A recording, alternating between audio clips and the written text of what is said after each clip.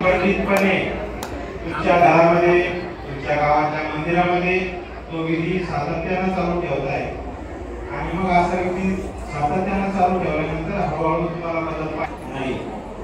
मग मोठ्यांसाठी सुद्धा सूचना आहे, इथे तुम्हाला प्रॅक्टिस करण्यासाठी सगळ्यांना बोलवले बाबांनी। कशासाठी? जे तुम्ही ज्ञान ऐकतात ते इथे प्रॅक्टिकल करायचे, म्हणजे प्रात्यक्षिक करून करायचं आहे। ज्या सूचना सांगतात, जे नियम सांगतात ते प्रत्यक्षात आपल्याला इथे वागायचे आहे। इथे या सात्विक वातावरणात जर तुम्ही सहजपणे करू शकले तर मग घरच्या वातावरणात सुद्धा तुम्हाला करायला अवघड जाणार नाही। मनाशी संकल्प करा की इथे जे जे काही मी शिकतोय ते करण्याचा प्रयत्न करेल।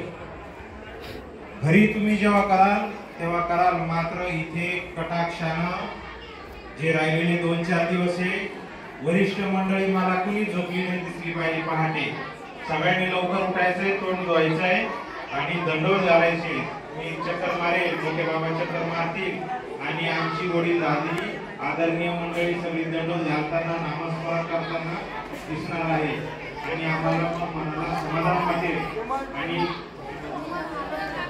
हे सगळ्या या गोष्टी घडवून आणत आहे, सगळे प्रयत्न करत आहे, ते आदरणीय श्री पैसा वेळ आणि कष्ट करत आहोत त्याचं चीज झाल्यासारखं वाटणार आहे।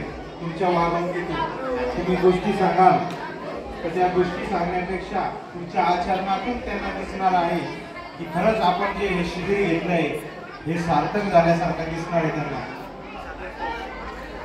ते जेव्हा सकाळी चक्कर मारतात तुम्ही, वरिष्ठ मंडळी झोपलेली दिसते आणि त्यांचं मन दुःखी होतं की माझ्या धर्माचे अनुयायी, माझ्या परमेश्वराच्या आवडीचे अनुयायी, ते प्रातःकाळ जे महानुभाव पंथात सगळ्यात जास्त त्या गोष्टीला महत्व आहे, अशा प्रातःकाळच्या वेळेला साखर झोपेमध्ये तल्लीन झालेले आहे।